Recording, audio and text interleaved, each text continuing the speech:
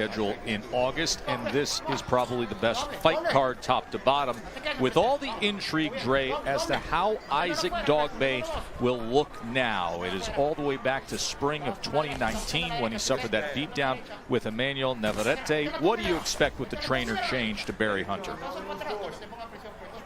Well, we're going to see, Joe. I mean, you can't predict something like that. A lot has changed in the life and career of Isaac Dogboe in the last 14 months. You just talked about a trainer change, and not just any trainer change. He removed his father. They're still on good terms. But Barry Hunter and his team is trying to put the pieces, the psychological pieces of Isaac Dogboe back together. Well, one of the things that I noticed, first of all, was that you didn't hear no nil. You didn't hear that this time around. So, you know, Isaac Dogboe is seemingly different at the moment. And another thing that I'm noticing is that he's actually starting behind the jab. He never would do that before.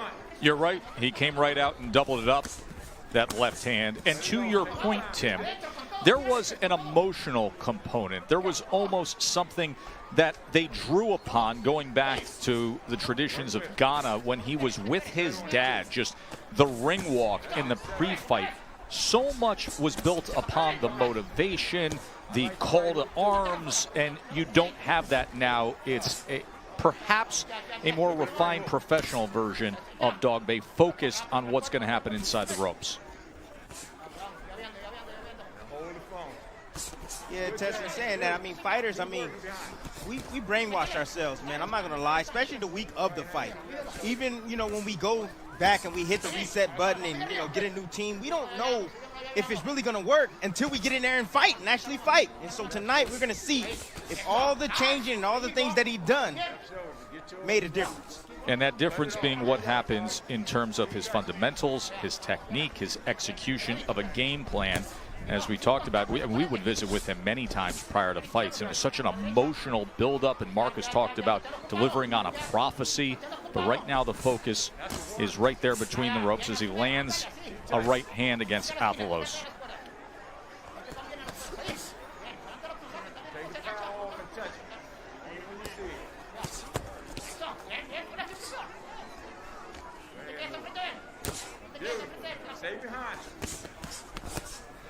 The right hand from Dogboe. Just a patient Isaac Dogboe right now. He's not in a rush. He's fighting 8 rounds. He's used to fighting 10 and 12 rounds, but just patient tonight, trying to get his feet under him and trying to see what those punches feel like with those small gloves on. 25 years old, and it already feels like a lifetime of experience in the ups. You know, one thing I want to say is that, you know, I want to tell you folks at home is that a fighter's confidence is probably the most important asset you need as a fighter, because the confidence is what controls the brain. You know, I wonder where the confidence level lies for Isaac Dogboe, you know, as he's fighting, you know, and as he continues to, you know, march forward and dominate. I think his confidence level will shoot up. But taking 2 beatings by Navarrete, that had to be hard to come back from. Bernardo, curious as to how that first round visit with new trainer Barry Hunter went. He was quite pleased. He said, hey, for a guy who's been off for a year, the rhythm was actually pretty good. And if he keeps operating behind the jab, I think we can get him out early. Come back lazy, fall home.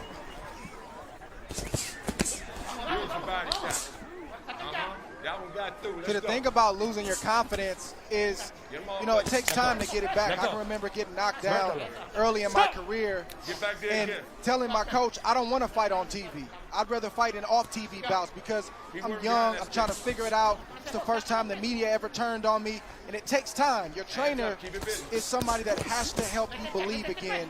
Barry Hunter's the right guy for that, and it's just about Isaac Dogboe getting in there, feeling those punches, realizing he can still take a punch, and that he still has that devastating power. You know what that confidence do is it fuels the connection with the warrior within ourselves. That's what confidence does for us as fighters. And we're going to begin to see it as this fight continues to, you know, press forward. And Isaac Dogboe, the more success he has, I'm pretty sure, the more he's going to let his hands go. Been targeting that body pretty well here in round number 2.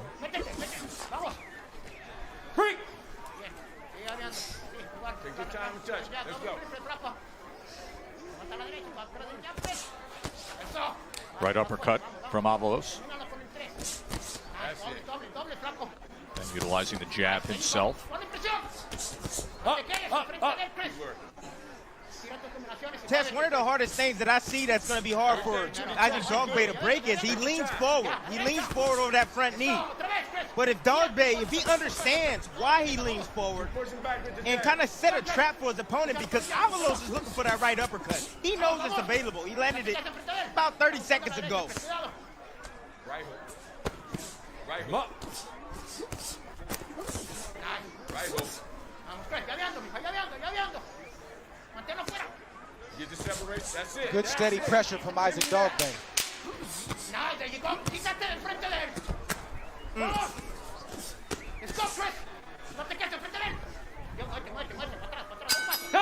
Recent champion Isaac Dogboe. Tim utilizing that left hand well. Yeah, but this is what the jab sets up. You know, you get your opponent used to seeing the jab, and then you come with a lead left hook, and that's what Isaac Dogboe does right here. Comes with a lead left hook. But one thing I have to mention, you do not want to be throwing a hook straight from the middle. Maybe jab and hook. You know, blind your man. Give him something to look at, to anticipate, and then come around with the hook in front. He lucky a right hand wasn't thrown at that moment. Dogboe in tonight with the former 122-pound, 126-pound world title challenger Chris Avalos. In 2017, he went after a featherweight belt and lost to Leo Santa Cruz. In 2015, it was Carl Frampton who bested him at junior featherweight. And in 2015, he was in against Oscar Valdez, who we look forward to seeing, the undefeated Valdez in our main event. And he was KO'd back in Vegas as well. Chris Avalos told us yesterday in the fighter meeting that he wanted to outbox Isaac Dogboe. He doesn't have success outboxing. He's had the most success in these first 2 rounds when he attacks Isaac Dogboe, especially a fighter in Dogboe who's coming off of a knockout loss. So I just think Chris Avalos needs to be himself, just like he did right there. Trust his ability and go for it, you know, and let the chips fall where they may. Well, you took the words right out of my mouth. I was thinking the same thing, Dre. You know, we as fighters, we go back to the drawing board and we think we need to change some things. He said he's been working on his defense, but right now he needs to be working on offense, because I see the same thing you see, champ.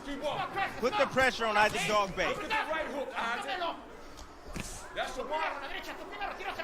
You don't allow a fighter who is trying to find his confidence, you don't allow him to find it. You have to let him know and remind him of that last round that he fought right away, try to hurt him, try to get his attention and take him back to that bad place. Avalos does that in spots, but he hasn't done it consistently. Stop! That's what I'm talking about. Don't do that. Let's go. Right hook. Look at this man. A fighter that's been out of the ring for about a year or so, it's going to take a few rounds for them to warm up. So to Dre's point, you want to apply some pressure on him. You want to test that chin early. They haven't been hit by a big shot in over a year. Let's go. You don't have to pull back. Let's work.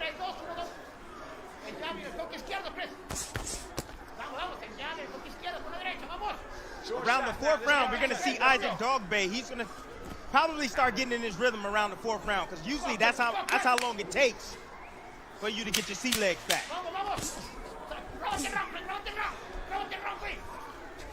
The return of Isaac Dogboe coming to the end of round number 3 stage of his career. 29 years old, 27-0, 21 knockouts, and looking to get through tonight cleanly and set up what'll be an all-out war against Miguel Burchelt for the WBC title at 130 pounds.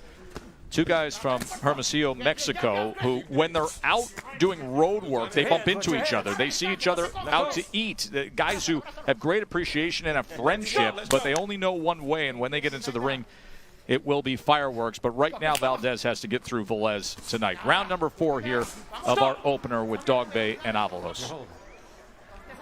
Bernardo.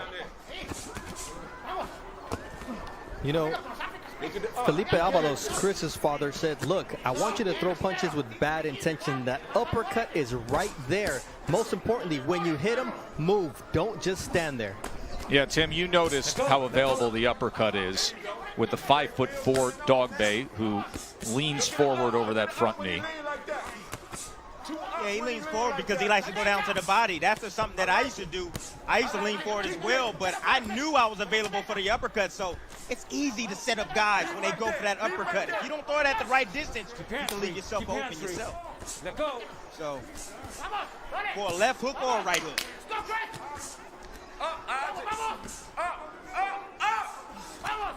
Let's go. Right hook and got him now. Keep digging. Here you see once again Isaac Dogboe having success when he attacks. When Chris Avalos goes backwards, he gets hit. He needs to go forward and let his hands go and push Isaac Dogboe back. Hands free, hands free. You want that? Let's go. Work. No, up. Step to your right hand now. Step to your right hand. Out. Damn, pull the trigger. I'm all for Chris Avalos and his team wanting him to use defense. He can still be aggressive offensively and be defensive-minded and responsible after he throws. But to just be exclusively defensive, it's going to allow Isaac Dogboe to get confidence and start to open up, just like you saw right there. Having success to the body again, and then comes over the top with a right hand. Two right hands, Isaac. And there's another right hand, Timmy. Go. Walking back. The body work is what's gonna end this fight. If Dogboe is gonna stop, Avalos is gonna be to the body. About 15 seconds ago, Dogboe landed a left hook to the body. And Avalos, you can see his face. He didn't like it. There it is again. He took a step back, and it just came again. And now it's a snapping jab, and Dogboe lands another right hand. This has been a dominating fourth round for Isaac Dogboe.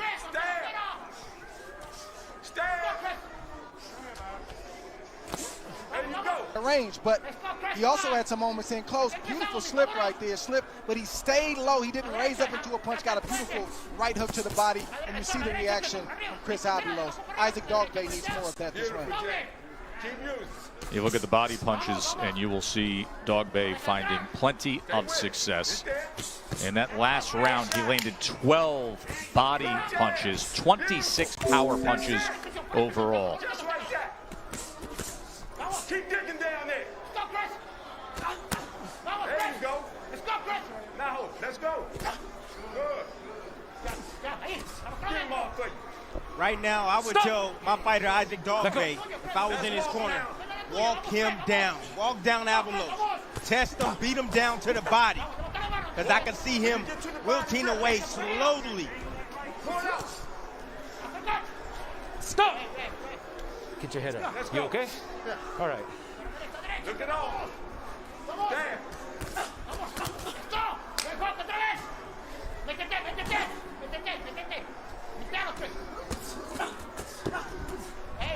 Up. Get him up. Stop. Chris Avalos is a tough fighter. He's a veteran. He's been around.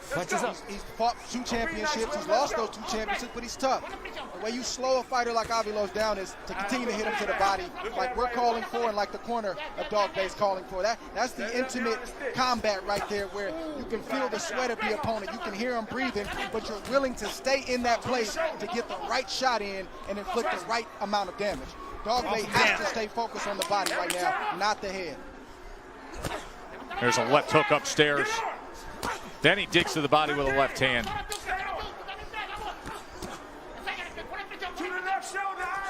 Every time he does that, Joe, he gets a reaction from Avalos. So that tells me I need to stay there.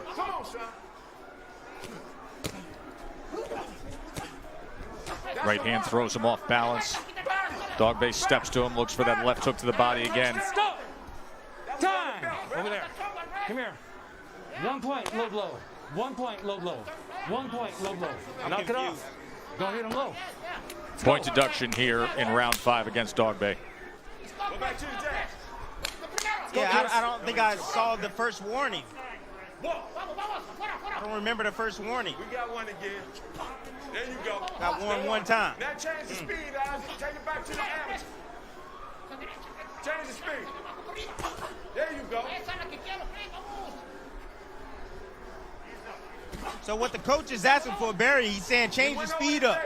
You know, you want to change your speed up and alter your cadence of your punches. So that way you can't be timed. There you go. Dogboe's return going well. So look to be on the belt line to me. Yeah, everything is opposite in boxing. There you go. You see the right hand thrown, and you see Isaac Dogboe slip to his left and land that body shot. And there it is. That's right on the belt line. That don't look very low to me. It's teeter, maybe, possibly. But for me, that's clearly on the belt line. That's it. No talk.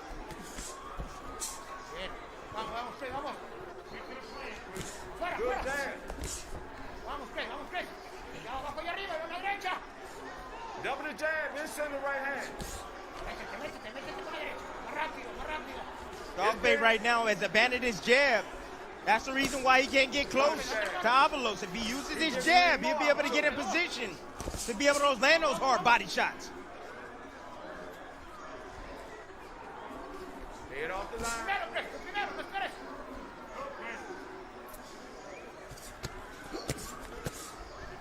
Come on, man. That's it. That's what I want. There you go. Beautiful offense from Dogboe right there. Off the jab, nice right hand over the top. Boxing beautifully. Stay to the chest.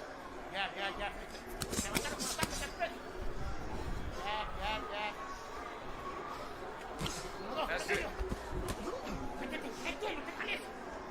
Lock your defense in when you get there.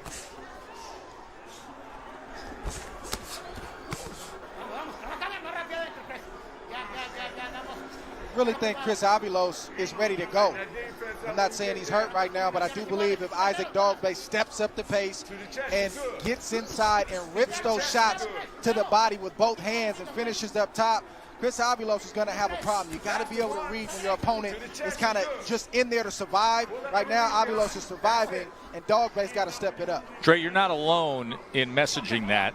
Barry Hunter in Dogboe's corner also believes that, as we were listening to him earlier. Well, if you see it, right, if you see it as a coach, you want to call it out. And this is also sort of the rebuilding process for Isaac Dogboe, reminding him when you're in these moments, it's okay to attack. You're safe. Let your hands go. Believe in yourself. And that's what you hear from Coach Barry Hunter right now. Just like that. I like it. Slowly but surely, I think he'll get that confidence back. You know, I'm seeing it right now. He's enjoying himself in there. He's boxing beautifully right now, switching southpaw, feeling himself, feeling good.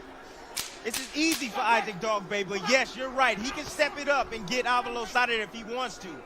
But right now, he's just having some fun. He is mature. He is thoughtful. He has a master game plan that he wants to put forth in his career. You know, Tess, very seldom we see a fighter that come into those fighter meetings that just have it all together, you know. And I'm talking about from the boxing, I'm talking about from the mindset, the mentality. Like, he seems like a fighter that has it all, you know, and he seems like a fighter that, you know, could be a future world champion. And according to trainer Freddie Roach, he says, hey, I give this guy high praises. I believe he's going to be a future world champion at 140 pounds. So he's coming up next for now round 7, scheduled for 8 with Isaac Dogboe and Chris Avalos.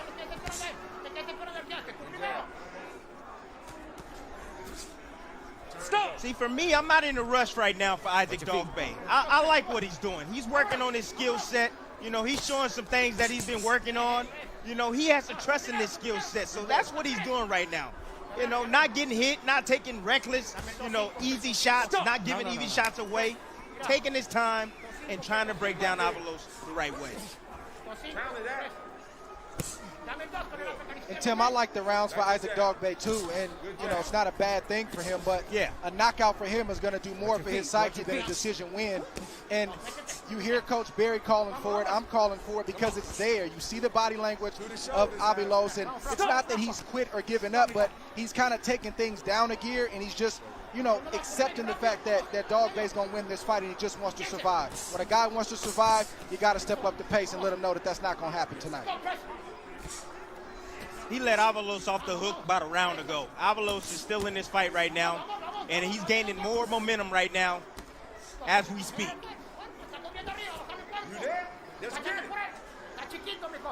I think you gave Dogboe the key to get Avalos out of there, which is come behind a strong, stiff jab. He's already shorter than Avalos by 4 inches, so he's low to the ground. And get nasty on the inside and rip both your hands, finish to the head, reset and do it again. And you're going to see Avalos wilt, because with the few shots that Dogboe has landed downstairs, Avalos had a reaction. Let's go.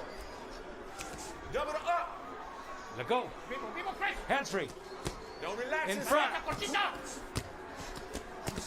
Don't relax. You see right there where you saw Isaac Dogboe pull up? As soon as he pulled up, he got hit with a shot. See, you have to stay compact and stay in a good defensive position, so that way it doesn't happen. Any time you give up and give a little space, you're leaving yourself open for offense from your opponent. For the year candidate back home in Accra, Ghana, against Cesar Juarez, and then he comes to Philly in a fight on ESPN. He shocks all of us with his bravado and his charm, and then what he did in the ring against Jesse Magdaleno and winning the title in Philly, and got up off the canvas to do so. Has the back-to-back fights with Navarrete, the second of which in the rematch, Navarrete takes his title, and then in the rematch, the utter beatdown. And now all that time away from May of 2019 to now going through trainers, coming together with Barry Hunter, and this the comeback fight in his career. 8th and final round here against Avalos. He's been in complete control. Dogboe has. Good try. Keep chopping him.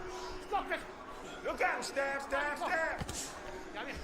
You can see Isaac Dogboe raising the tempo, set up the pace, trying to be a little bit more consistent with his shots, trying to take out Avalos. Stab. Stab. That's it. There's the right uppercut from Dogboe. Wide sweeping right hand, short left hook on the inside. Goes back to the body. Avalos backs up for a moment before he comes forward and clinches. Gotta show me something. And you hear Russell Moore saying, show me something. Tessie came forward and clinched, and then what did Dogboe do? He gave him his hands. You can't allow your hands to be taken by your opponent. Bring your hands inside and close to you, the closer he gets to you, so that way he can't grab your arms. Jab and step right. You hear Coach Barry telling Dogboe, get him off you, get him off you. In other words, don't let him rest, don't let him recover on the inside like you're saying, Tim. Push him off of you and keep pressing the issue in hopes that they can get a stoppage here in this 8th round. Lead left hook. Rip that. Downstairs. Take it. Final minute. Let's see if he can close the show here. Take the underneath. Let's go. Turn it up. Spin it all, Isaac. Spin it all. Let's go. Hunter calling for the offensive attack. 3-punch combination from Dogboe. Now corners him, sweeping right.